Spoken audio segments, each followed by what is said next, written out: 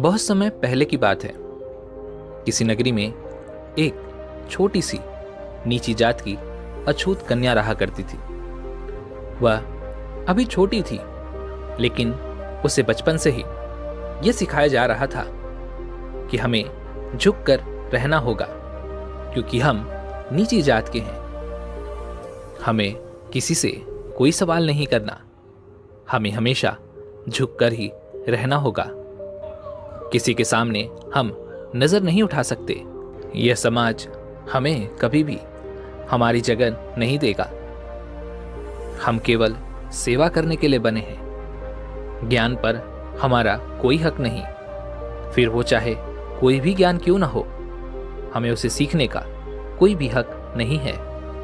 लेकिन जैसा कि हम सभी जानते हैं कि वह एक छोटी सी बच्ची थी, इसलिए जैसा कि बच्चों का स्वभाव होता है, वह हर चीज के लिए सवाल अवश्य करते हैं। इसलिए वह बच्ची भी हर चीज में क्यों जरूर लगाया करती थी। जैसे कि हम क्यों नहीं सीख सकते, आखिर क्यों हमें इस समाज में झुक कर रहना होगा, हमें इस समाज में जगह क्यों नहीं मिलेगी, और आखिर हमें चुपचाप क्यों अपना जीवन व्यतीत करना होगा। ऐसे ही कई सवाल वह अपने माता पिता से हमेशा किया करती थी।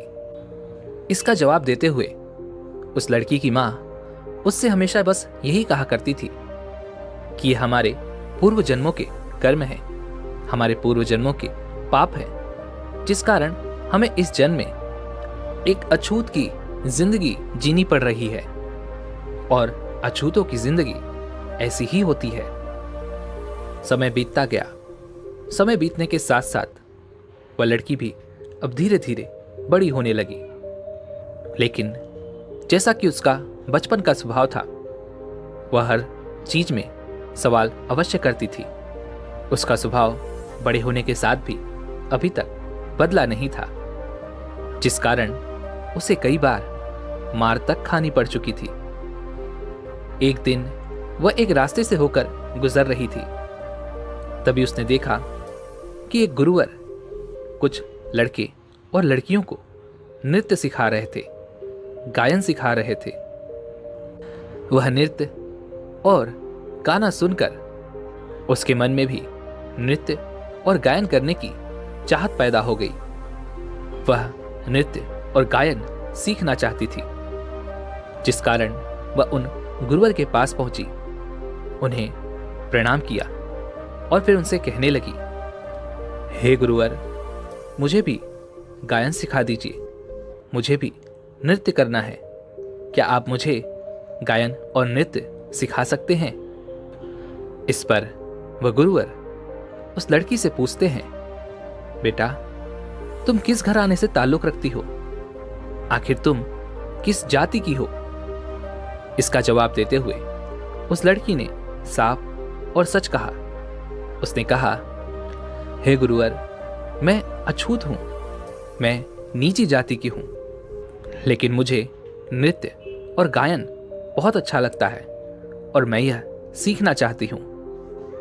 लेकिन उधर जैसे ही उन गुरुवर ने यह सुना कि वह लड़की अछूत है, उनका गुस्सा 7वें आसमान पर पहुंच गया और उसी वक्त उन गुरुवर ने उस लड़की को धक्के मार के अपने आश्रम से बाहर निकाल दिया और साथ ही साथ यह भी कहा कि आगे से यहां पर आने की तुम्हें कोई आवश्यकता नहीं, तुम यहां से जा सकती हो।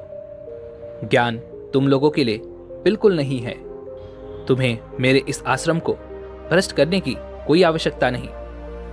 अगर तुम आगे से यहां पर आई तो मैं तुम्हारी खाल खिंचवा लूंगा। वह लड़की चुपचाप अपना अपमान सहकर वहां से चली गई, लेकिन उसके मन में नृत्य और गायन सीखने की जो चाहत थी वो पहले से भी ज्यादा और बढ़ चुकी थी। लेकिन अब उसे वह गुरुवर नृत्य और गायन नहीं सिखाना चाहते थे, जिस कारण उस लड़की ने चोरी चोरी छुप छुप कर दूसरे लड़कों का नृत्य देखा, गायन देखा और उसी से सीखना शुरू कर दिया। वह जैसा उन लड़कों को नृत्य करते और गाना गाते देखती, ठीक वैसा ही वह अभ्यास करना शुरू कर देती। जब भी वह अकेले रहती तो खूब मेहनत के साथ, खूब लगन के साथ वह इसका अभ्यास करती और लगातार मेहनत के बाद करीबन 2 वर्षों के बाद वह गायन और नृत्य में पारंगत हो गई। लेकिन वह यह बात जानती थी कि यदि मैंने किसी को यह बात बताई तो लोग मुझे मारेंगे, मेरा अपमान करेंगे, जिस कारण उसने यह बात कभी किसी को नहीं बताई। एक दिन राजा की पुत्री अर्थात राजकुमारी उस नगर से होकर गुजर रही थी और उनके वस्त्रों में कुछ मैल लग गया था, जिस कारण राजकुमारी ने अपने वो सुंदर वस्त्र वहीं पर रास्ते पर फेंक दिए। वह लड़की भी उसी मार्ग से होकर गुजर रही थी। लड़की को वह वस्त्र अत्यधिक पसंद आए। लड़की ने वो वस्त्र उठा लिए और उसे पहनकर देखने लगी। वह बहुत ही सुंदर लग रही थी। उस समय नगर में एक मेला भी चल रहा था। उसके मन में एक विचार आया। उसने सोचा, यदि मैं अपने पुराने वस्त्र पहनकर जाऊंगी तो मेले में लोग मुझे पहचान लेंगे, और यदि मैं राजकुमारी की ये सुंदर वस्त्र मेले में पहनकर जाती हूं तो मुझे कोई भी नहीं पहचान सकेगा। इसलिए वह वही वस्त्र पहनकर मेले की ओर चल पड़ी। जब वह मेले में पहुंची तो उसने देखा कि एक जगह पर नृत्य और गायन चल रहा था। उन्हें देखकर उसके मन में भी नृत्य और गायन की लालसा और बढ़ गई। लेकिन वह सभी के सामने नृत्य नहीं कर सकती थी और ना ही अपने गायन की कला दिखा सकती थी, जिस कारण वह मेले के एक कोने में गई और वहां पर उसने गाना शुरू किया। उसकी आवाज बहुत ही मधुर थी, लोगों को आकर्षित करने वाली थी। जब वह एकांत में गाना गा रही थी तभी उसकी आवाज मेले में ही खड़े एक व्यक्ति ने सुनी और वह उस आवाज का पीछा करते हुए उस लड़की तक पहुंच गया। जब वह व्यक्ति उस लड़की तक पहुंचा तो यह देखकर वह लड़की आश्चर्यचकित रह गई। उस व्यक्ति ने कहा, बेटा, तुम्हारी आवाज बहुत मधुर है। यह मुझे आकर्षित कर रही थी और जिस कारण मैं तुम्हारी आवाज का पीछा करते हुए यहां तक आ गया। क्या तुम मेरे लिए मेले में एक बार गाना गा सकती हो? तुम इसके बदले में जितना भी धन मांगोगी मैं वह धन देने के लिए तुम्हें तैयार हूं, लेकिन एक बार क्या तुम मेरे लिए गाना गा सकती हो? इसका जवाब देते हुए वह लड़की उस व्यक्ति से कहती है, बाबा, आप सही कहते हैं, लेकिन मुझे गाने की इजाजत नहीं है, इसलिए मैं आपके लिए कोई भी गाना नहीं गा सकती, मुझे माफ करें। तभी वह व्यक्ति उस लड़की को और भी धन देने का वादा करता है, उसे और लालच देता है। तभी वह लड़की इसका जवाब देते हुए कहती है, बाबा, मैं धन दौलत के लिए गाना नहीं गाती, यह तो मेरी खुशी है और मैं अपनी इस खुशी के लिए गाना गाती हूँ। मुझे गाना बहुत पसंद है और मैं केवल अपने लिए ही गाती हूँ। लड़की की यह बात सुनकर उस व्यक्ति ने लड़की से मिन्नतें की, प्रार्थना की, ताकि वह लड़की उसके लिए एक बार गाना गा सके। काफी देर प्रयास करने के बाद आखिरकार वह लड़की उस व्यक्ति के लिए मेले में गाना गाने के लिए तैयार हो जाती है। वह कहती है, बाबा, आप इतनी प्रार्थना कर रहे हैं, इसलिए मैं आपके लिए एक बार गाना अवश्य गाऊंगी। जब उस लड़की ने मेले में गाना गाया तो उसकी आवाज सुनकर चारों तरफ के सभी लोग उसकी आवाज सुनकर उसके प्रति आकर्षित होने लगे। उसकी आवाज इतनी मधुर थी कि जो भी उसका गाना सुनता वो वहां से कहीं भी और ध्यान नहीं लगा पाता।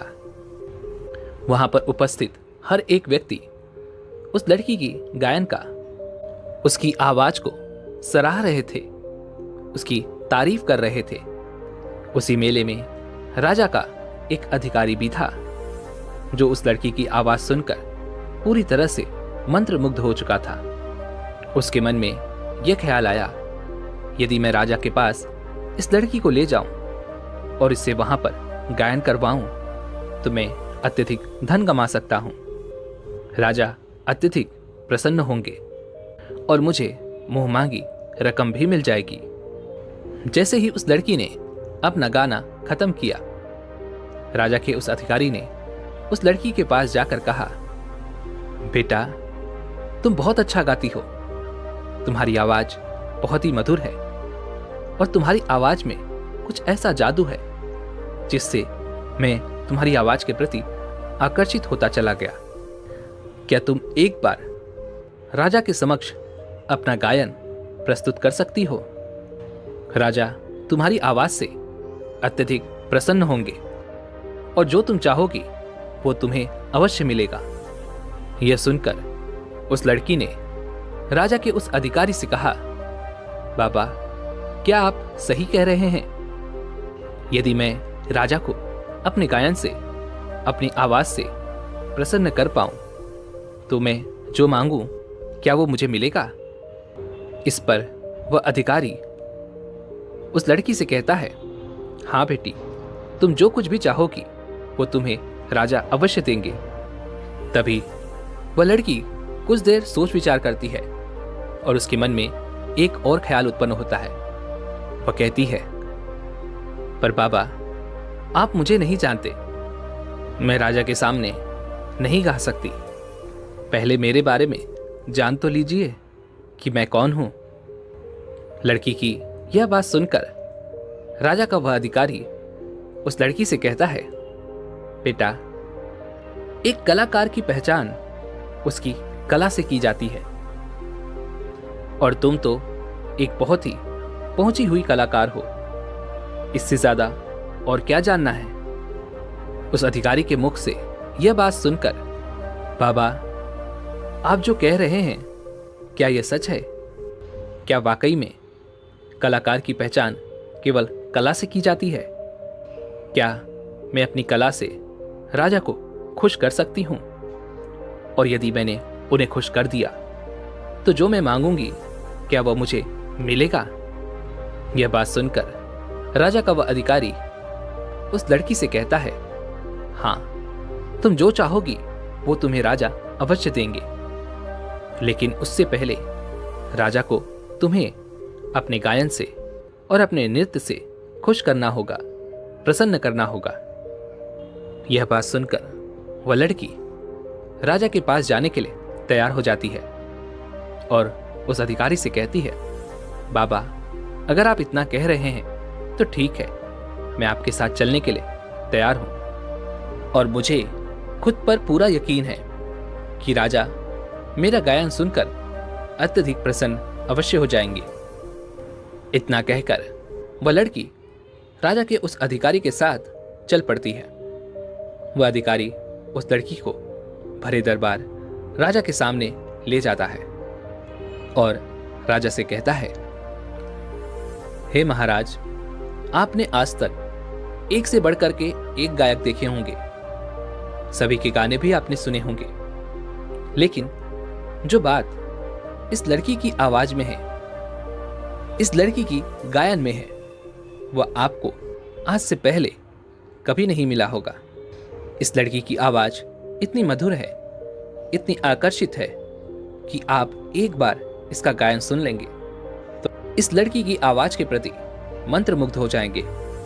इसलिए आज्ञा दें और इस लड़की को इस भरे दरबार में एक बार गाने का सुनहरा मौका भी दें। राजा अपने उस अधिकारी की ये सारी बातें सुनकर अत्यधिक प्रसन्न था। उसने उस अधिकारी से कहा, यदि तुम इतने यकीन के साथ कह रहे हो तो अवश्य ही यह लड़की बहुत अच्छा गाती होगी, इसलिए इस लड़की से कहो कि अपना गायन शुरू करे। हम भी देखना चाहते हैं कि इसकी आवाज कितनी मधुर है।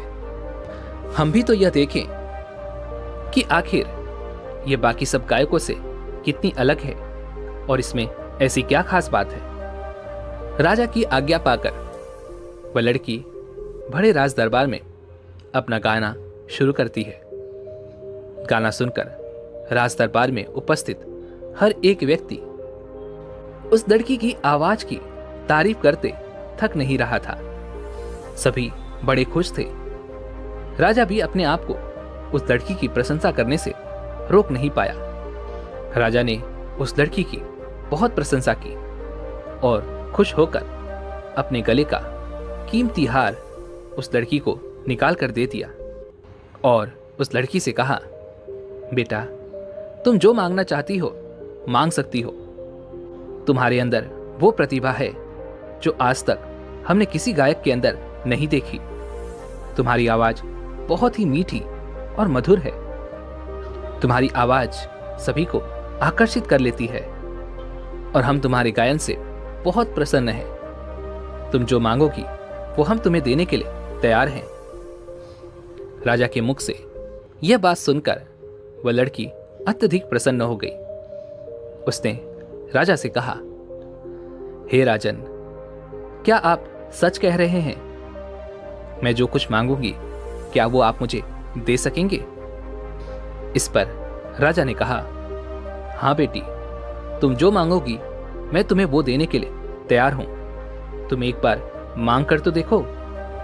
तभी वह लड़की राजा से कहती है, हे राजन, हर गांव के बाहर एक छोटी सी बस्ती होती है। उस बस्ती में नीची जात के लोग रहते हैं, अछूत लोग रहते हैं, जिन्हें पढ़ने लिखने का कोई हक नहीं, ज्ञान प्राप्त करने का कोई हक नहीं। इसलिए मैं आज आपसे बस इतना ही मांगना चाहती हूं कि उन्हें पढ़ने लिखने का हक दे दीजिए, उन्हें उनका अधिकार दे दीजिए। लड़की की यह बात सुनकर राजा उस लड़की से कहता है, बेटा, जिस तरह से तुम पूरे दिल से गाती हो, तुम्हारा मन बिल्कुल साफ है, ठीक उसी प्रकार तुम्हारा मन बहुत अच्छा भी है। लेकिन ये अधिकार मैं उन्हें नहीं दे सकता। ये सब उनके पिछले जन्मों के पाप हैं, उनके पिछले जन्मों के कर्म हैं, जिस कारण उन्हें इस जन्म में उन कर्मों को भुगतना ही पड़ेगा। लेकिन आखिर तुम उन अछूतों की तारीफ क्यों कर रही हो? तुम उनके लिए ये सारी चीजें क्यों मांग रही हो? इससे अच्छा होगा कि तुम अपने लिए कुछ मांगो। तभी वह लड़की बिना डरे सबके सामने यह कह देती है, हे महाराज, मैं भी एक अछूत कन्या ही हूं और जैसा कि आपने कहा था, मैं जो मांगूंगी वो आप मुझे अवश्य देंगे। तो जैसा कि आपने वादा किया था, इस वादे को आपको निभाना होगा। मुझे मेरा हक मिलना ही चाहिए। जैसे ही लड़की के मुख से भरे दरबार में यह निकला कि वह एक अछूत कन्या है, सभी यह बात सुनकर बहुत ही क्रोधित हो गए। सभी बड़े हैरान रह गए। एक अछूत कन्या राजसभा में आई कैसे? राजा ने अधिकारी की तरफ देखा। राजा की आंखों में क्रोध था। यह देखकर अधिकारी ने तुरंत ही राजा से कहा, हे महाराज, मुझे माफ करे, यह कन्या अछूत है। इसके बारे में मुझे तनिक भी पता नहीं था। इसकी वेशभूषा आप देख सकते हैं, यह किसी राजकुमारी से कम नहीं दिखती। इसने मुझे भी धोखा दिया है। इसकी वेशभूषा देखकर मैं धोखा खा गया। इसके कपड़े अछूतों की तरह बिल्कुल नहीं हैं। वहां पर बैठे सभी लोग क्रोधित हो गए, चिल्लाने लगे, महाराज, इस अछूत कन्या के इस अपराध के लिए इसे भयानक दंड मिलना चाहिए, ताकि भविष्य में ऐसी कोई गलती ना कर सके। जिस कन्या को महल के सामने से भी होकर नहीं गुजरना चाहिए था, वह कन्या महल के अंदर आ चुकी है। कुछ लोग तो इतना क्रोधित हो चुके थे कि उन्होंने अपनी तलवार तक निकाल ली थी, लेकिन इसके बावजूद वह लड़की बिल्कुल नहीं डरी। उसने राजा से कहा, हे राजन, मुझे न्याय मिलना ही चाहिए। उस लड़की की यह बात सुनकर राज्य के मंत्री ने कहा, न्याय तुम जैसे लोगों के लिए बिल्कुल नहीं है। तुम अछूतों के लिए कोई न्याय नहीं, और तुमने जो अपराध किया है इसके लिए तुम्हें भयंकर दंड भी मिलेगा। हे महाराज, इस अछूत कन्या ने जो अपराध किया है, इस अपराध के लिए इसे भयंकर दंड दिया जाए। मंत्री की यह बात राजा को उचित लगी। राजा ने तुरंत ही आदेश दिया और अपने सैनिकों को संबोधित करते हुए कहा, अभी के अभी इस अछूत कन्या को हाथी के पैरों तले कुचलवा दिया जाए। ये हमारी आज्ञा है, तभी यहां पर उपस्थित हर एक के लिए न्याय हो पाएगा। यह बात सुनकर वह लड़की राजा से कहती है, हे महाराज, यह तो अन्याय है। आप ऐसा नहीं कर सकते। आपने मुझसे वादा किया था कि मैं जो कुछ भी मांगूंगी वो आप मुझे अवश्य देंगे। लेकिन राजा ने उस लड़की की एक भी नहीं सुनी। लेकिन इसके बावजूद उस लड़की ने हार नहीं मानी। उसने थोड़ी सी हिम्मत दिखाई और सैनिकों को ढकेलकर वह राजमहल से भाग निकली। राजा ने तुरंत ही आदेश दिया कि उस लड़की को पकड़ा जाए। वह लड़की भागते भागते एक मार्ग से होकर गुजर रही थी।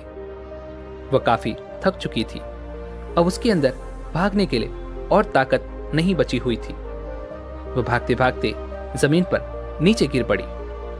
तभी उस लड़की को किसी ने दोनों हाथों से उठाया और जब उस लड़की ने सामने देखा तो उसके सामने महात्मा गौतम बुद्ध खड़े थे। उन्होंने उस लड़की से कहा, बेटा, तुम क्यों भाग रही हो? किस चीज से भयभीत हो? आखिर ऐसा क्या हुआ है? इसका जवाब देते हुए वह लड़की महात्मा गौतम बुद्ध से कहती है, हे गुरुवर, मैं एक अछूत कन्या हूं। मैं नीची जाति की हूं, जिस कारण राजा ने मुझे मृत्यु दंड दिया है। वह मुझे हाथियों के पैरों तले कुचलवा देना चाहते हैं। लड़की के साथ जो कुछ हुआ था उसने सब कुछ साफ साफ महात्मा गौतम बुद्ध को बता दिया। तभी वहां पर राजा के कुछ सैनिक दौड़ते हुए आ पहुंचे और वह बुद्ध से कहते हैं, हे बुद्ध, यह लड़की अपराधी है और इसे राजा ने मृत्यु दंड दिया है। इसलिए इसे बचाने की कोशिश ना करें। इसे हमें सौंप दे, हमें इसे ले जाने दे। तभी महात्मा बुद्ध मुस्कुराए और उन सैनिकों से कहते हैं, जाओ और अपने राजा से कह दो कि वो ही इसे आकर यहां से ले जाएं। सैनिकों ने तुरंत ही राजा को यह बात बताई। राजा भी वहां पर आ पहुंचे और वह महात्मा बुद्ध से कहते हैं, हे बुद्ध, यह एक अपराधी है। इसे हमने मृत्यु दंड दिया है। कृपया इसे हमें ले जाने दे। तभी महात्मा बुद्ध ने राजा से कहा, हे राजन, इसने ऐसा क्या अपराध किया है? तभी राजा इस बात का जवाब देते हुए कहता है, हे बुद्ध, यह एक नीची जाति की है। यह एक अछूत कन्या है। यह सब जानते हुए भी यह महल के अंदर तक आ गई। जिन लोगों को किसी तरह की विद्या, किसी तरह का ज्ञान हासिल करने का कोई अधिकार नहीं है, लेकिन इसने चोरी चोरी नृत्य और गायन भी सीखा है। यह इसका एक अपराध ही तो है। तभी महात्मा बुद्ध राजा से कहते हैं, हे राजन, किसी भी व्यक्ति की पहचान उसके गुणों और उसके कर्मों से की जाती है। और यह लड़की तो साहसी भी है, समझदार भी है और इसके अंदर कई गुण भी है। और तो और यह एक कलाकार भी है। और तुमने तो इसे वचन भी दिया था कि तुम जो मांगोगी वो तुम्हें अवश्य मिलेगा। इसने आपको अपनी कला से प्रभावित किया, आपको और आपके पूरे राज दरबार को खुश किया। और उसके बाद इसने मांगा भी तो क्या, अपने लोगों के लिए ज्ञान, और तो कुछ नहीं। इसी से आप समझ सकते हैं कि यह कितनी महान है, इसका कर्म कितना महान है। लेकिन राजन, तुमने कैसे कर्म किए? तुम वचन देकर भी पीछे हट गए। जिसे तुम्हें इनाम देना था उसे तुम मृत्यु दंड देने लगे। अब तुम ही बताओ कि तुम्हारे कर्म कैसे हैं? क्या इसकी प्रशंसा करनी चाहिए या फिर तुम्हारे कर्मों की बुराई? मेरी नजर में यह लड़की कोई अछूत नहीं है। झूठे तो तुम हो राजन। इस लड़की के सामने तुम्हारे कर्म कितने छोटे हैं। बुद्ध की ये सारी बातें सुनकर राजा शर्मिंदा हो गया और महात्मा बुद्ध के सामने वह कुछ नहीं कह सका। तभी आगे राजा ने बुद्ध से कहा, हे बुद्ध, मुझे अपनी गलती का एहसास हो गया है। आज से इस लड़की की सुरक्षा की जिम्मेदारी मेरी है और इसने जो मांगा है इसे भी वह अवश्य मिलेगा। इतना कहकर वह राजा वहां से चला गया। तभी वह लड़की महात्मा बुद्ध से कहती है, हे गुरुवर, क्या आप जाति प्रथा पर यकीन नहीं करते? क्या आप हमें अछूत नहीं मानते? क्या आपको हमारे साथ रहने पर कोई फर्क नहीं पड़ता? लोग कहते हैं कि हमारा साया भी जिन पर पड़ जाता है वे लोग पापी हो जाते हैं, उनके कर्म निष्प्रभाव हो जाते हैं। लड़की की यह बात सुनकर बुद्ध मुस्कुराने लगे और उस लड़की से कहते हैं, पुत्री, याद रखना कि हमारे कर्म ही हमें ऊंचा बनाते हैं और हमारे कर्म ही हमें नीचा भी बनाते हैं। इसके अलावा कुछ भी, कोई भी नीचा या ऊंचा नहीं होता। सब एक ही हैं और सब एक ही समान हैं। यह प्रकृति हम सभी का पालन पोषण एक जैसे ही करती है। यह हम में कोई भेदभाव नहीं रखती। भेदभाव करना हम मनुष्यों का स्वभाव है और इसे आज नहीं तो कल बदलना ही होगा।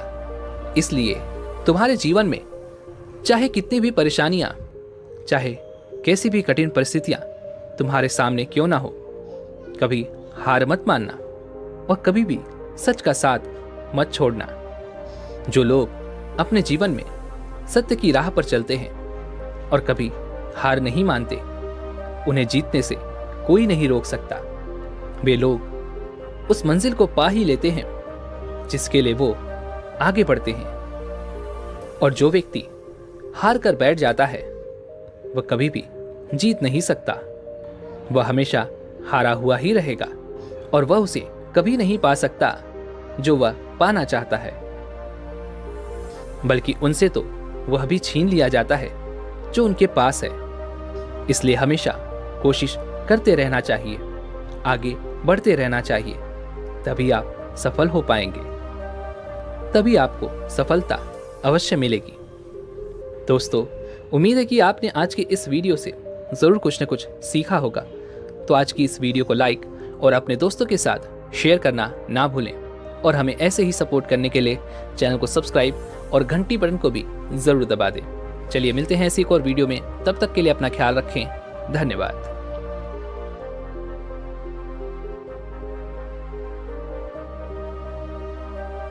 गौतम बुद्ध से जुड़ा किस्सा है। बुद्ध के उपदेशों की वजह से उनके सभी शिष्य भी मानवता के मार्ग पर चल रहे थे। सभी शिष्य जरूरतमंद लोगों की मदद करने में पीछे नहीं हटते थे। ऐसे ही कुछ शिष्यों को एक दिन रास्ते में भूखा भिखारी दिखाई दिया।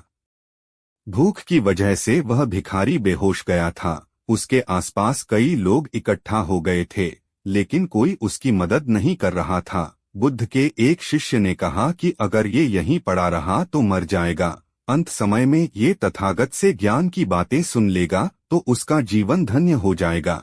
ऐसा सोचकर शिष्य उस भिखारी को लेकर बुद्ध के पास ले जाने की कोशिश करने लगे। वह भिखारी इतना कमजोर था कि चल भी नहीं पा रहा था।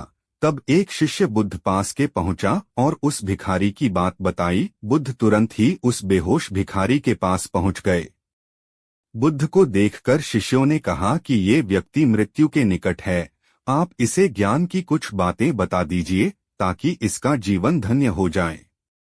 बुद्ध ने कहा कि हम इसे उपदेश तो बाद में देंगे, लेकिन सबसे पहले इसे कुछ खाने को दो। बुद्ध के कहने के बाद तुरंत ही लोगों ने खाने की